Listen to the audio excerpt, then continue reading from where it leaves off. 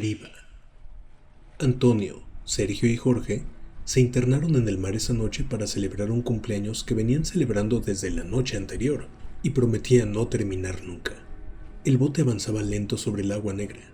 Mientras brindaban, reían y subían la música. Ya muy dentro del mar, apagaron el motor y se alejaron. Convencidos de que la noche era solo suya y de que estar lejos de todo era una ventaja, no un riesgo. Antonio levantó su vaso y dijo que ahí, rodeado solo por mar, nada podría salir mal. Y los otros rieron sin saber que la marea y las corrientes habían cambiado. Pasaron los minutos, luego las horas, y cuando la risa se fue apagando, notaron que no reconocían el horizonte. No había luces conocidas, solo oscuridad y un oleaje que ya no parecía amistoso. Intentaron encender el motor varias veces para alcanzar la costa, pero se ahogaba tras solo unos segundos encendido.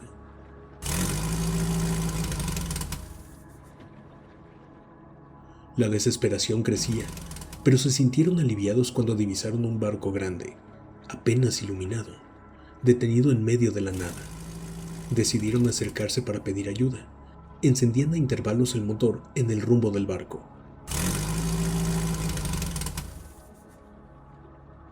Hasta que el motor murió por completo. Aún así, lograron acercarse suavemente. Ya sin potencia, pudieron tocar un costado del casco. Gritaron, pero nadie respondió. El silencio del barco era antinatural. Sergio insistió en subir, diciendo que no podían quedarse flotando a la deriva. Y aunque Antonio y Jorge dudaron, terminaron siguiéndolo. Dejaron el bote amarrado y subieron por la escalera, entrando a un lugar que olía a metal viejo y a algo parecido a sangre seca. Avanzaron con cautela hasta la cabina de control y pararon en seco. La tripulación entera estaba muerta. Cuerpos destrozados, rostros congelados en gestos de terror, paredes salpicadas de rojo. El pánico los tomó de golpe. Salieron corriendo sin mirar atrás. Jorge tropezó cerca de la escalera y cuando intentó levantarse, algo invisible lo sujetó del tobillo y lo arrastró hacia la parte oscura de la cabina con una fuerza imposible. Sus gritos llenaron el barco, mientras Antonio y Sergio bajaban desesperados, escuchándolo pedir ayuda, pero sin detenerse. Al llegar a cubierta descubrieron que la escalera había desaparecido y que su bote se alejaba flotando lentamente empujado por la corriente.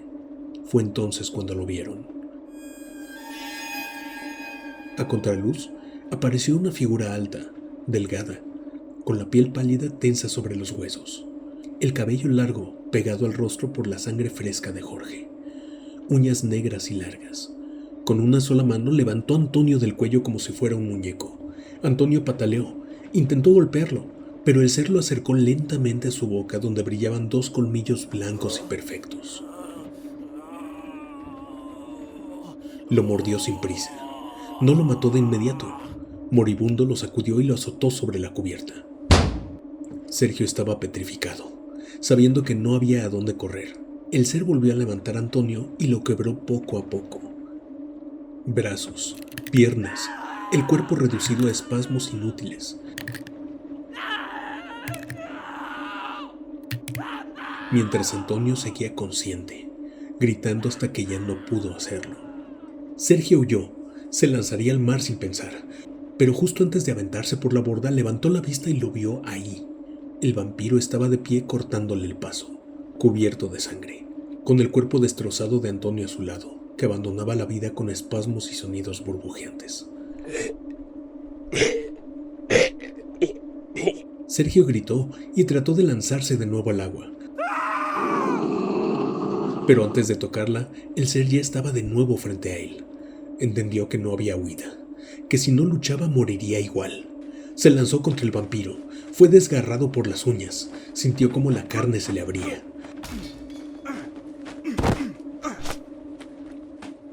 Pero en medio del forcejeo, logró alcanzar un arpón roto. Con el último resto de fuerza, lo hundió repetidamente en el pecho del monstruo. Al amanecer, un barco fue encontrado navegando a la deriva. Dentro, entre la gran carnicería que encontraron los pobladores, Sergio yacía inconsciente, cubierto de heridas profundas. A su lado había un esqueleto humano reseco, antiguo, con un arpón oxidado enterrado en el pecho. Días después, cuando Sergio despertó, no preguntó por Antonio ni por Jorge, solo repetía una y otra vez que el arpón no lo había matado, que tenían que decapitar el cuerpo. Nadie entendió. El mar, durante semanas, siguió devolviendo escombros, restos del barco y los cuerpos de la tripulación, y el mar continuó con su oleaje como si se negara a guardar el secreto. Los que juegan con los muertos. Gabriela, Francisco y Sofía esperaron agazapados entre las tumbas hasta que vieron al último enterrador del panteón alejarse por la reja principal, y al velador, un anciano acostumbrado a ver cosas que eran raras, encerrarse en su cuartito iluminado por una lámpara amarillenta. El panteón quedó oficialmente solo para ellos, envuelto en un silencio espeso que solo rompían los grillos y el crujido de las ramas. Sofía ajustó la cámara del celular con manos nerviosas y murmuró que había cosas que no querían ser llamadas y que, si las llamabas, no se iban contigo. Pero Gabriela se rió y Francisco le pidió que no dramatizara, que justo a eso habían ido. Caminaron hasta el fondo del panteón, a la zona donde las lámparas no funcionaban. Los árboles crecían sin poda y las tumbas estaban vencidas por el abandono. Y ahí colocaron los celulares en tripiés, encendieron velas, dibujaron círculos torcidos con símbolos que apenas entendían y se sentaron alrededor del libro que habían conseguido sin saber bien de dónde venía. Pasaron largo rato repitiendo rezos mal pronunciados, invocaciones dichas a medias, risas nerviosas mezcladas con expectativa, pero no pasó nada. El aire no cambió, no hubo ruidos ni señales, así que apagaron las velas, guardaron los celulares y comenzaron a caminar decepcionados, convencidos de que todo había sido una pérdida de tiempo. Al llegar a una vereda donde la oscuridad era más densa y la vegetación se cerraba sobre el camino, la vieron.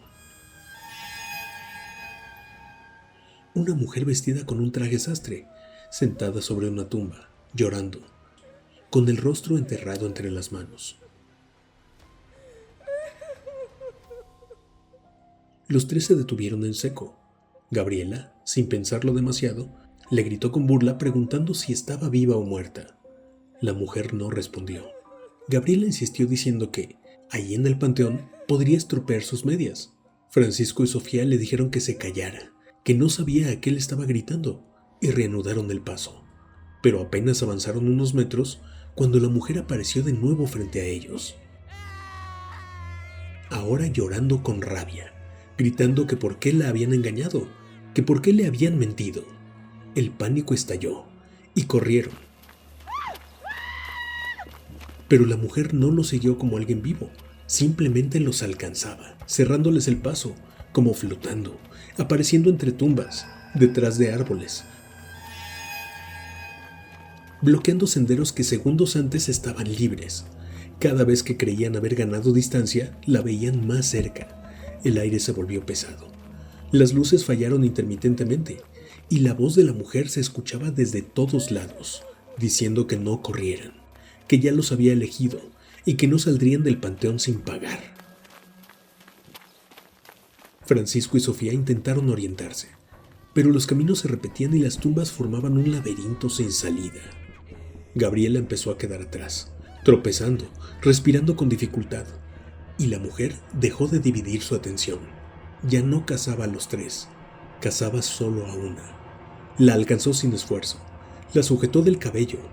Gabriela gritó y la arrastró por la tierra húmeda, golpeándola contra una lápida vieja y obligándola a mirar el nombre grabado, mientras le gritaba que a ella también la habían engañado, que también le prometieron algo que nunca llegó. Gabriela intentó pedir ayuda, pero la voz se le rompió en la garganta.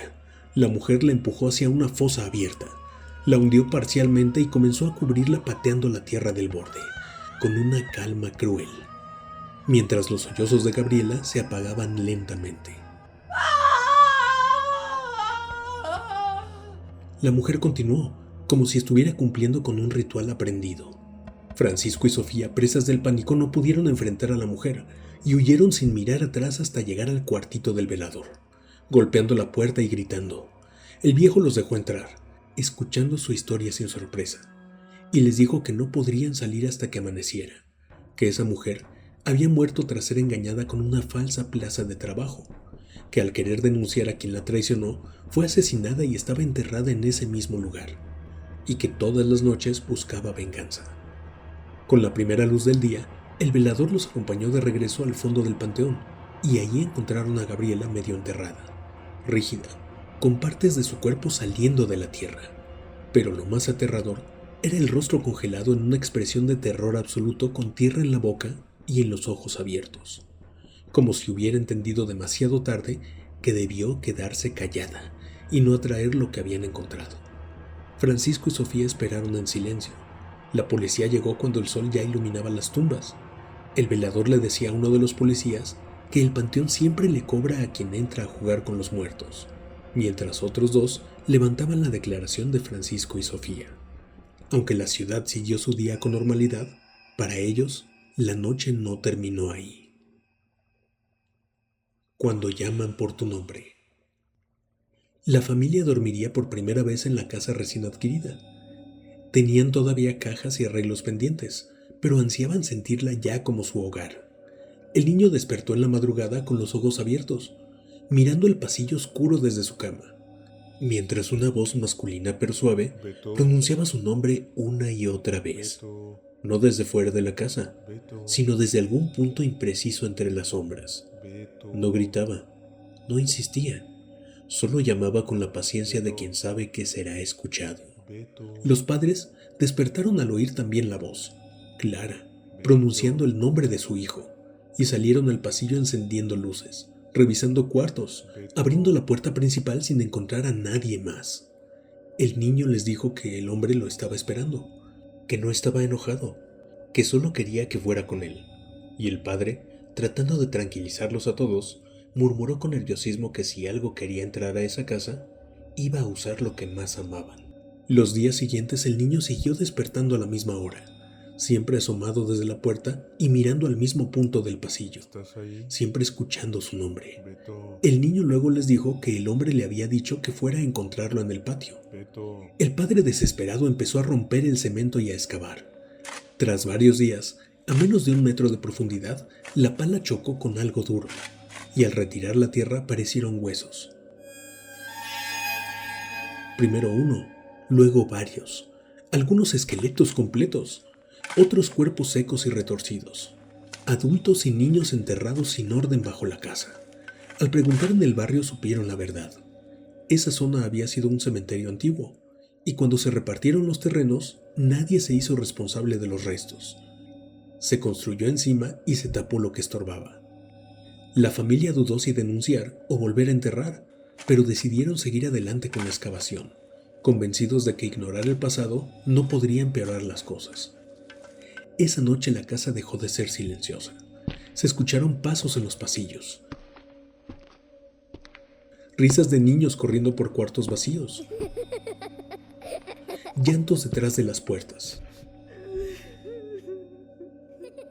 sombras que se acostaban junto a ellos en la cama y objetos que salían disparados desde rincones donde no había nadie.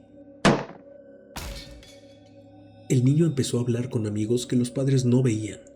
Decía que dormían con él, que jugaban cuando los demás no miraban.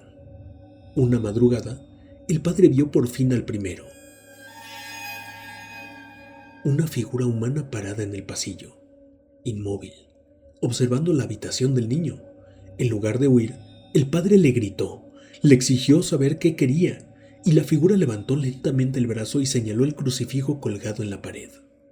Al día siguiente, buscaron a un sacerdote para bendecir la casa, y durante el ritual, algunas presencias parecieron retirarse, pero otras reaccionaron con furia.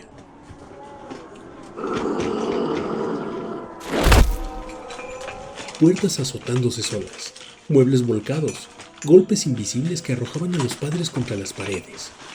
En un último intento desesperado, el padre inició un exorcismo completo a la casa, forzando a las presencias a manifestarse, creyendo que así terminaría todo. Pero lo único que logró fue fijarlas donde más daño podían hacer.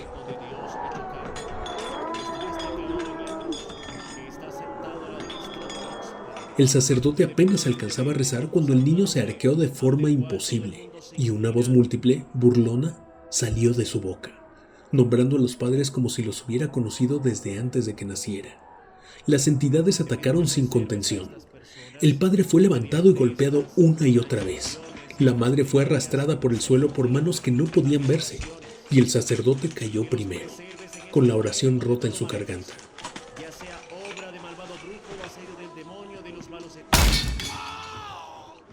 Los espíritus no se fueron, se quedaron. La madre murió intentando alcanzar a su hijo. El padre cayó después, consciente hasta el final de que cada palabra pronunciada sellaba algo irreversible, y el ritual funcionó al revés, atando a las presencias al cuerpo que habían elegido. Todos los vecinos recuerdan esa noche donde ambulancias y policías llenaron la calle. Años después, el niño seguía viviendo en la casa, ya crecido, con una calma que inquietaba a quienes lo veían y una mirada que nunca se apartaba del pasillo cuando caía la noche. Los vecinos comenzaron a escuchar cómo llamaba a otros niños por su nombre desde su puerta, con una voz que no había envejecido con él, y comprendieron demasiado tarde que la casa ya no necesitaba fantasmas visibles, porque había aprendido a criar los suyos. 3 historias, 3 advertencias. Hay lugares donde los muertos no descansan, casas que aprenden a llamar y juegos que terminan cobrando algo a cambio. Si tú también tienes una historia que contar, algo que ocurrió en tu barrio, en tu casa o en tu infancia y que aún no te deja dormir, escríbenos a narracionesnegras@gmail.com o mándanos un mensaje al WhatsApp 5578 90 89 54. Dale like a este video, suscríbete a Narraciones Negras y acompáñanos. Algunas cosas solo esperan que alguien las escuche para volver a despertar.